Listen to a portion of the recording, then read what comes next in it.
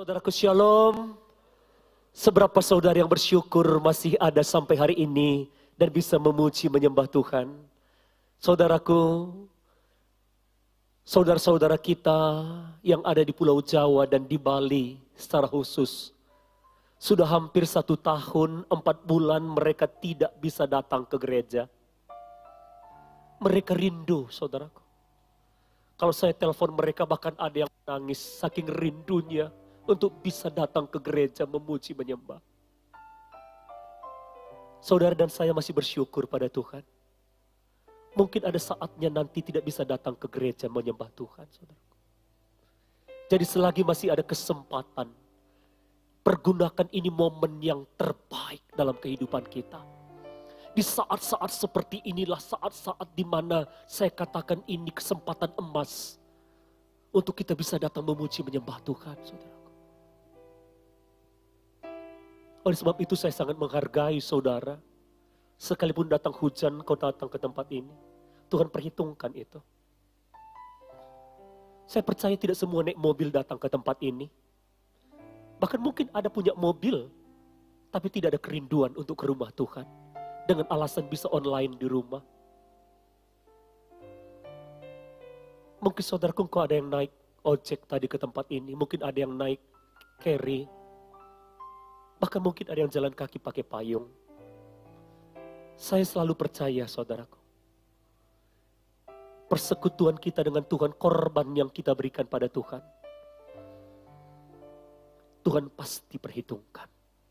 Tuhan pasti lihat.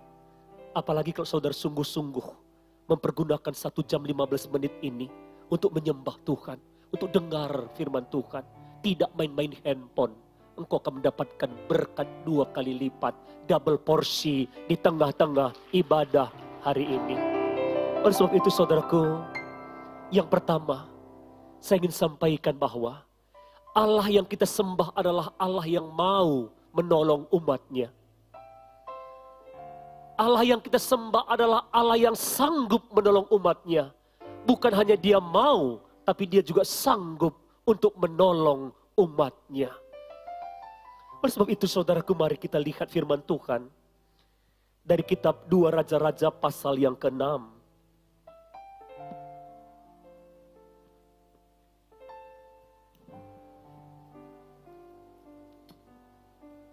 Kitab 2 Raja-Raja pasal yang ke-6. Kita akan membaca ayat pertama sampai dengan ayat ke-7.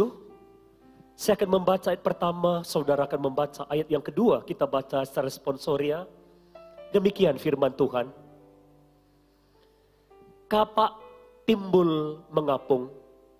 Pada suatu hari, berkatalah rombongan Nabi kepada Elisa, cobalah lihat, tempat tinggal kami di dekatmu ini adalah terlalu sesak bagi kami. Baiklah, kami pergi ke sungai Yordan dan masing-masing mengambil 1 balok dari sana, supaya kami membuat tempat tinggal untuk kami. Jawab Elisa, pergilah. Lalu berkatalah seorang, silahkan ikutlah dengan hamba-hambamu ini. Jawabnya, baik, aku akan ikut. Maka ikutlah ia dengan mereka. Setelah mereka sampai di sungai Yordan, mereka pun menebang pohon-pohon. Dan terjadilah, ketika seorang sedang menumbangkan sebatang pohon, jatuhlah mata kapaknya ke dalam air. Lalu berteriak-teriaklah ia, wahai tuanku, itu barang pinjaman. Tetapi berkatalah abdi Allah, kemana jatuhnya? Lalu orang itu menunjukkan tempat itu kepadanya. Kemudian Elisa memotong sepotong kayu, lalu dilemparkannya ke sana. Maka timbullah mata kapak itu dibuatnya. Lalu katanya, ambillah.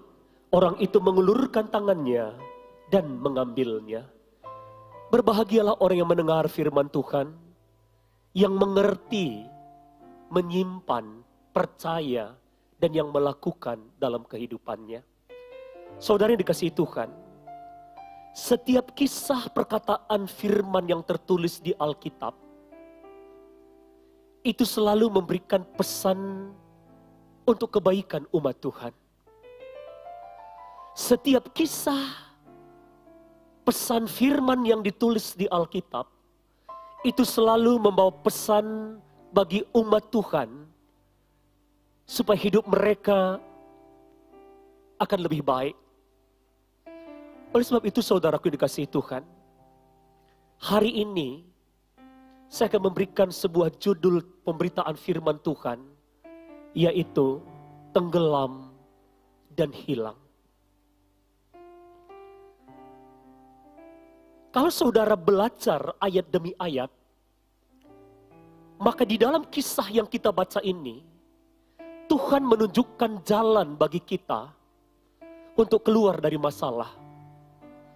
Tuhan ingin menunjukkan cara bagaimana seseorang itu bisa mengalami mujizat Tuhan dalam hidupnya.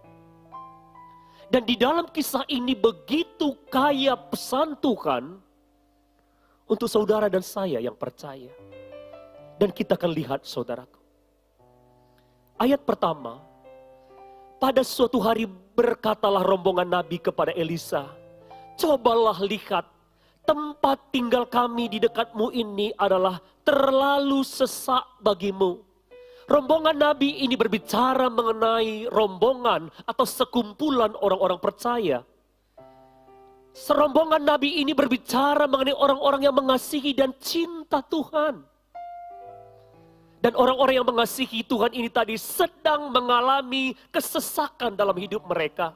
Mereka sedang mengalami masalah, mereka sedang mengalami pergumulan dalam hidup mereka.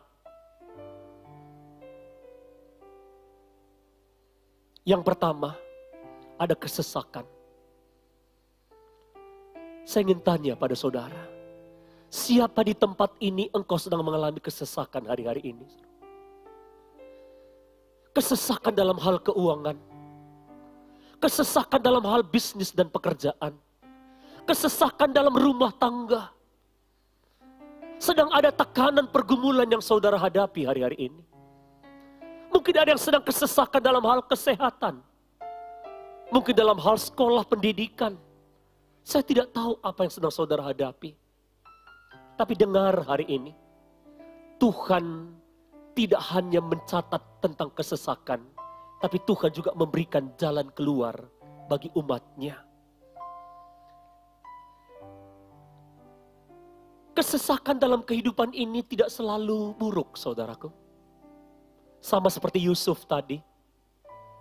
Perlakuan yang tidak baik, tekanan kesulitan dalam hidup ini, tidak selalu mendatangkan buruk dalam hidup kita. Buktinya mereka,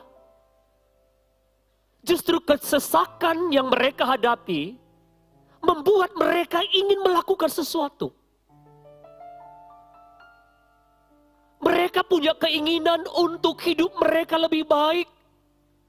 Mereka punya keinginan supaya tempat tinggal mereka lebih baik. Ada orang-orang tertentu, ketika menghadapi masalah, tekanan, pergumulan dalam kehidupannya, dia berkata, enggak ada lagi gunanya aku hidup, mati saja. Ada orang-orang tertentu ketika mengalami tekanan, permasalahan, dia hanya mengunci dirinya di rumah, tidak mau ketemu dengan orang. Dia hanya menangisi, meratapi masalah yang ia hadapi. Bahkan dia berkata, kenapa nasibku seperti ini? Kok orang lain lebih baik nasibnya daripada aku? Mengapa ini harus terjadi dalam hidupku? Tetapi rombongan nabi-nabi tadi tidak. Sekalipun ada kesesakan masalah pergumulan yang mereka hadapi, mereka punya keinginan, aku harus melakukan sesuatu yang lebih baik. Aku harus mengerjakan sesuatu. Aku tidak mau duduk-duduk di sini. Aku tidak mau meratapi kesesakanku. Aku akan bangkit dan aku akan bekerja. Aku merencanakan sesuatu yang baik untuk masa depanku.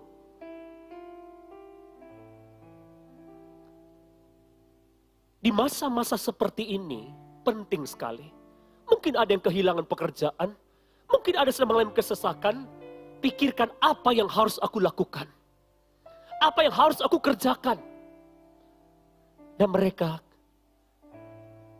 ayat kedua, mereka berkata, baiklah kami pergi ke sungai Yordan dan masing-masing mengambil satu balok dari sana, supaya kami membuat tempat tinggal untuk kami. Jawab Elisa, pergilah. Kalau saudara punya keinginan untuk hidup lebih baik, saudara berkata, aku akan bangkit. Tuhan katakan, lakukan. Yang ketiga, lalu berkatalah seorang, silakan ikut dengan hamba-hambamu ini. Jawabnya, baik, aku ikut. Yang ketiga ini menunjukkan bahwa rombongan nabi itu sadar bahwa mereka tidak punya kemampuan. Mereka menyadari tanpa Tuhan mereka tidak bisa melakukan apa-apa. Pada saat perjanjian lama, nabi itu wakil Tuhan. Kalau nabi ada di situ, artinya Tuhan ada di situ. Sebab Tuhan sering berbicara kepada nabi. Yang pertama, mereka menghadapi kesesakan, mereka menghadapi tekanan, pergumulan. Mereka bangkit. Mereka ingin hidup yang lebih baik. Mereka tidak meratapi. Tapi mereka berkata, kami tidak bisa pergi sendiri, sertai kami. Ingat saudaraku, jika engkau punya rencana, libatkanlah Tuhan di dalamnya. Jangan andalkan kekuatan dan kehebatan kita. Minta penyertaan Tuhan. Bisa minta topangan doa hamba-hamba Tuhan. Doakan kami, Pak, kami mau buka usaha ini. Pak, kami mau lakukan ini, doakan kami. Terlebih-lebih kepada Tuhan.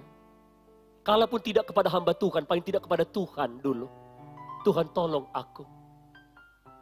Ini yang mereka lakukan, saudaraku. Mereka katakan kami tidak mampu sendiri, topang kami dalam doa. Lalu apa yang terjadi? Perhatikan. Ayat ketiga, Elisa berkata, baik, aku ikut. Ayat keempat, maka ikutlah ia dengan mereka. Setelah mereka sampai di sungai Yordan, mereka pun menebang pohon-pohon. Sampai di sungai Yordan, mereka langsung menebang pohon-pohon.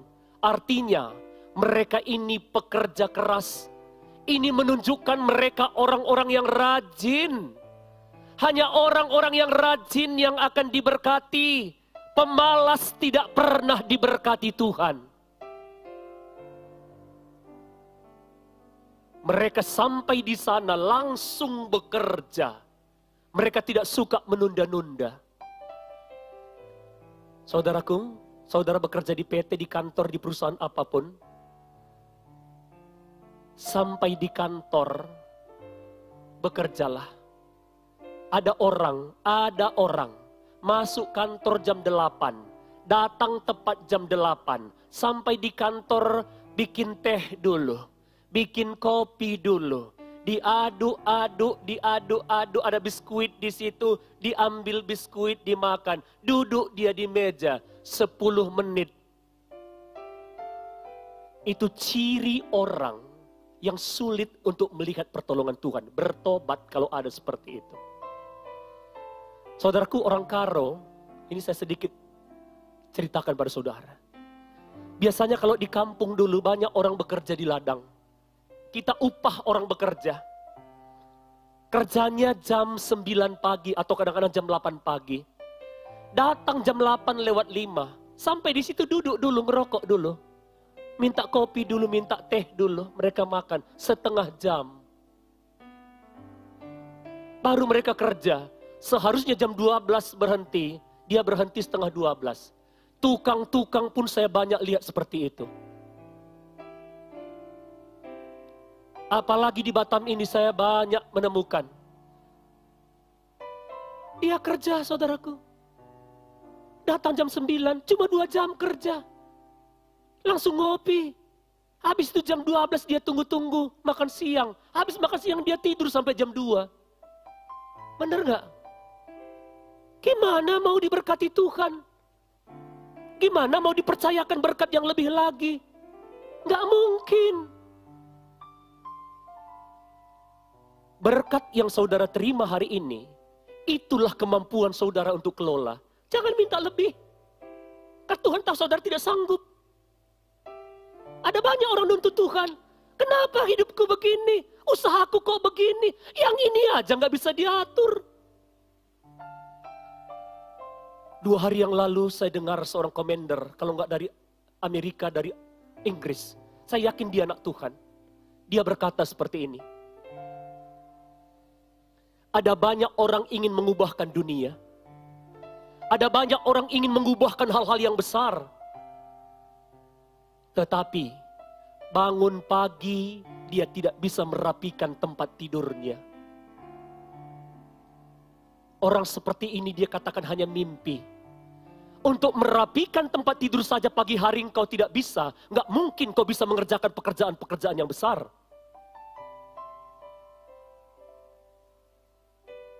Orang yang bisa merapikan tempat tidurnya ketika dia bangun pagi, dia sudah menang langkah pertama. Dan langkah-langkah selanjutnya, pekerjaan-pekerjaan selanjutnya, dia akan menang. Karena dia bisa mengerjakan pekerjaan-pekerjaan yang kecil. Orang yang bisa mengerjakan pekerjaan yang kecil, pasti dia bisa juga mengerjakan pekerjaan yang besar. Orang yang setia dengan perkara kecil, ia juga bisa mengerjakan perkara yang besar. Dan dia katakan begini, ketika engkau meninggalkan rumahmu, engkau sedang pergi berperangan. Di tempat engkau bekerja, ada banyak tantangan. Di tempat engkau berusaha, di tempat engkau berbisnis, ada banyak peperangan. Ada orang-orang yang ingin menyingkirkan engkau, ada orang-orang yang berusaha menjatuhkan engkau, ada orang-orang memasang jerat di depanmu. Kalaupun engkau kalah dalam peperangan hari itu, ketika engkau pulang ke rumah, tempat tidurmu yang rapi itu sedang menanti engkau. Dan ketika engkau berbaring di situ, hatimu akan lega. Dan engkau bisa berpikir jernih untuk merancangkan hari depanmu yang penuh harapan. Kita berikan tepuk tangan bagi Tuhan, saudaraku. Dan ketika saya dengar itu, saudaraku, saya tahu itu bukan pesan hanya untuk saudara saja. Tapi saya katakan, Tuhan, aku belajar untuk setia dalam perkara yang sepele. Ini, mereka sampai di sana, aku langsung kerja. Gak suka menunda-nunda, mereka rajin mereka. Dan ketika mereka sedang bekerja, dengan semangat sedang bekerja, apa yang terjadi? Perhatikan ayat kelima. Dan terjadilah ketika seorang sedang menumbangkan sebatang pohon, jatuhlah mata kampaknya ke dalam air, lalu berteriak-teriaklah ia, wahai Tuanku, itu barang pinjaman. Pesan yang selanjutnya ini saya tangkap dari kata-kata ini. Ketika mereka sedang bekerja, kampak itu jatuh ke air. Dia katakan, wahai Tuanku, itu barang pinjaman. Ini menunjukkan bahwa orang ini bertanggung jawab. Dia tahu bahwa yang dia pegang itu barang pinjaman. Dia tahu pinjaman itu harus dikembalikan. Tapi ada orang, saya nggak tahu apakah orangnya ada di ruangan ini atau di planet Pluto. Minjam setrika ke tetangga. Minjam setrika ke tetangga. Sudah tahu 1 tahun nggak dikembalikan. Waktu orang itu bilang, kakak dulu pinjam setrika saya. Oh iya, sudah lepas besinya. Tinggal gagangnya sama kabelnya. Ada yang minjam hair dryer. Kak bisa nggak pinjam hair dryer? Aduh, mau ke gereja ini basah-basah rambutku. Udah 6 bulan nggak dikembalikan. Waktu dikembalikan pun itu karena diminta. Dan suaranya udah berubah. Sudah lepas di dalam ini.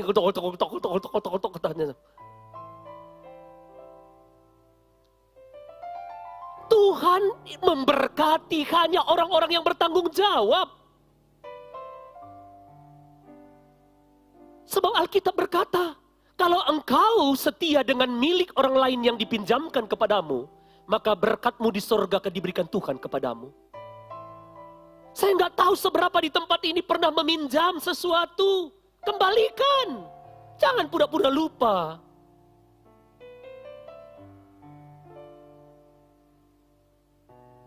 Dia jujur, ini barang pinjaman. Ada orang berangkat ke pesta. Pesta pernikahan bahasa Batak itu apa ya? Apa Bu? Maradat? Iya. Ya, kalau bahasa Koreanya erdemu bayu, yaitu pernikahan. Jeon. Dengan bangganya tanpa merasa bersalah. Tas yang bermerek itu dia angkat tinggi-tinggi. Barang pinjaman. Kan ada orang-orang seperti itu. Kalau mau pesta, kok sibuk sekali mikirin tas siapa yang aku pinjam. Songket siapa yang aku pinjam. Cikal, sepatu siapa? Sepatu siapa yang aku pinjam? Bisa dari atas ke bawah barang pinjaman dan dia bangga. Sepertinya miliknya sendiri. Lalu temannya bilang, Eda, itu tas kakak si Anu ya? Lo kok tahu? 2 hari yang lalu aku pinjam juga.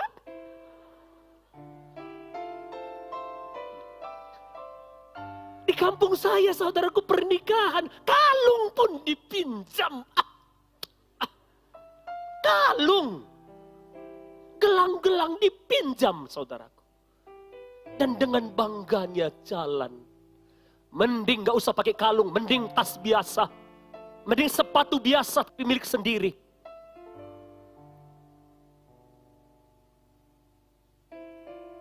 Bertanggung jawab. Ada orang minjam, terus robek sedikit, dilipat-lipat, itu robeknya itu paling dalam dibikin. Katakan kiri kanan, saya tahu orang itu. Hati-hati saudaraku. Hati-hati. Kisah ini ada kesesakan dan masalah. Tapi mereka tidak meratapi masalah dan kesesakan mereka. Mereka bangkit. Mereka ingin menghadapi hari depan yang lebih baik. They have plan. Mereka punya rencana. I have to do something. Tapi gimana Pak Pendeta, nggak ada apa-apa di rumah, udah berapa bulan nggak kerja. Bisa dipinjam cetakan kembang loyang tetangga. Tapi dengan catatan, jangan tunggu Natal baru dikembalikan. Gak apa-apa saudaraku, jangan langsung bilang uang ya. Mereka tidak pinjam uang loh. Mereka pinjam barang yang bisa dikembalikan dan tidak merugikan orang lain.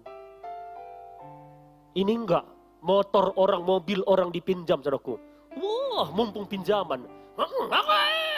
Lobang polisi, gitu.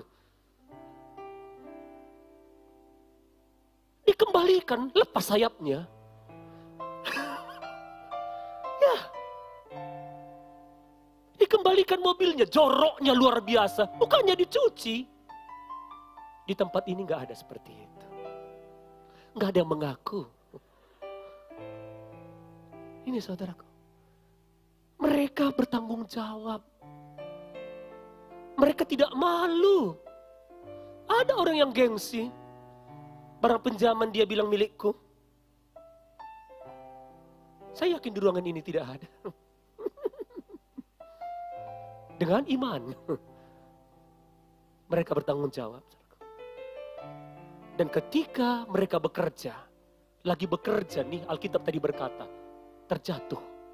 Lalu dia bilang apa? Ayat ke-6. Tetapi abdi Allah itu berkata, kemana jatuhnya? Lalu orang itu menunjukkan tempat itu kepadanya. Kemudian Elisa memotong sepotong kayu. Lalu dilemparkannya ke sana. Maka timbullah mata kapak yang dibuatnya itu. Lihat nih. Elisa mengambil kayu sepotong. Dilemparkannya ke tempat kampak itu jatuh. Lalu apa yang terjadi? Alkitab berkata. Kapak itu mengapung kembali. It's unusual. It's impossible. Pukeneng. Kalau orang bilang nalikei. Gak mungkin. Besi itu berat jenisnya lebih besar daripada air. Tidak mungkin besi itu naik ke atas. Tidak mungkin. Gak masuk akal. Gak masuk logika. Menentang hukum alam. Tetapi kalau Tuhan yang bekerja. Nothing is impossible. Berikan tepuk tangan bagi Tuhan. Lebih meriah bagi Yesus. Pertolonganmu begitu ajaib. Kau telah memikat hatiku. Di saat aku tak sanggup lagi. begitu tanganmu bekerja, pertolonganmu begitu ajaib. Kau telah memikat hatiku, kini mataku tertuju padamu. Ku rasakan kasih-Mu Tuhan. Dalam kehidupan ini tidak mungkin kita tidak pernah mengalami kesesakan. Dalam hidup ini tidak mungkin tidak ada tekanan, pergumulan hebat. Mungkin dalam keluarga saudara. Tetapi saudaraku,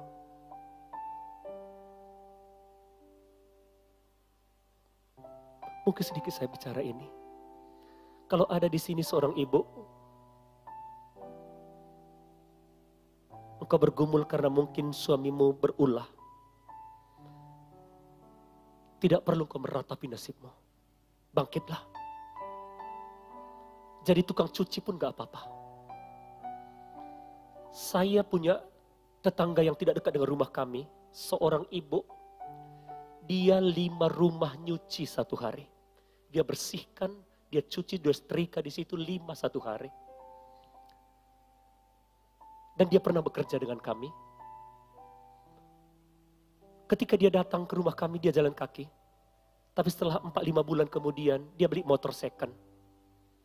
Kami tanya saudaraku, orangnya baik. 5 rumah sanggup enggak? Sanggup. Demi anak-anak saya. Kami tanya saudaraku. Karena kita juga suka memberi. Kalau ada beras, kadang-kadang ayo bawa aja ini. Tuh anak-anak di rumah. Ada ini bawa aja. Kami tanya, berapa dia dapat 1 bulan? Dia bilang rata-rata 5-6 juta per bulan. Tapi banyak orang gengsi. Nyuci, nyetrika. Gak level. Sekarang anaknya udah mulai tamat SMA. Dan anaknya mulai bekerja di perusahaan-perusahaan.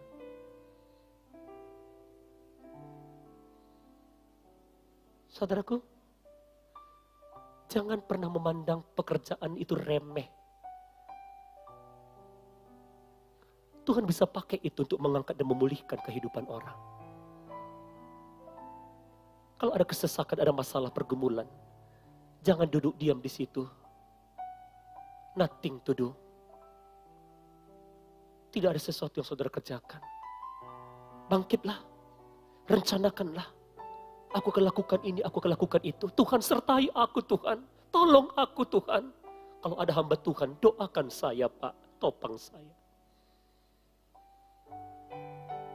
Rajin. Bertanggung jawab. Kenapa saya berani berbicara seperti ini?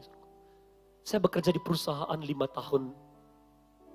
Saya dulu masuk jam 8 pagi. Setiap 7:30 saya sudah ada di kantor. Yang pertama saya lakukan berdoa. Saya setiap pagi berlutut di kantor tempat saya bekerja. Jam 8 kurang 15 pasti saya turun ke pabrik, ke perusahaan. Karena saya di office. Saya ke kantor lihat produksi. Lihat mesin-mesin yang sedang jalan. Pasti saya luangkan waktu untuk melihat produk apa yang sedang jalan. Oh ini ST001. Mesin ini BA302. Mesin ini sedang produk ini. Saya lihat aja dulu. Lihat jalan. Lihat jalan. Saya tidak tahu saudaraku. Kalau pemilik perusahaan itu selalu memperhatikan saya. Rupanya ada kantornya di atas. Kaca hitam semua. Saya tidak tahu kalau dia ada di situ. 3 bulan saya bekerja di perusahaan itu saya langsung diangkat. 6 bulan saya diangkat.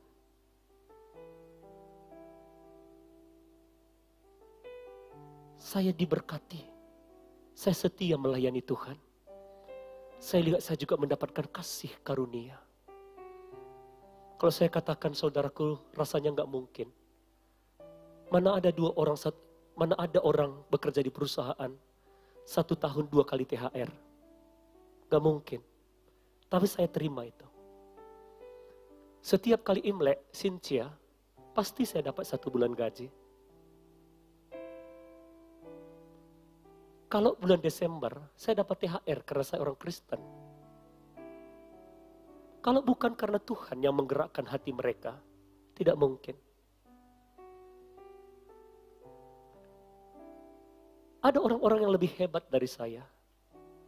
Tapi tahun 96, ketika saya masih bekerja di perusahaan itu, saya bisa membeli sebuah rumah di Legenda Malaka. Saat itu saya masih single, belum menikah. Karena apa? Saya ketua kelompok sel. Saya bilang sama Tuhan, Tuhan berikan aku rumah kecil pun gak apa-apa. Yang penting bisa kebaktian di situ. Orang yang setia dengan perkara-perkara kecil, Tuhan bisa berikan perkara besar. Bangkitlah saudaraku. Tatap hari depan yang penuh harapan. Rajin bertanggung jawablah. Andalkan Tuhan dalam hidupmu. Apa yang tidak mungkin, apa yang mustahil, rasanya tidak masuk akal, Tuhan sanggup kerjakan bagi saudara dan saya yang mengasihi Tuhan. Berikan tepuk tangan bagi Tuhan.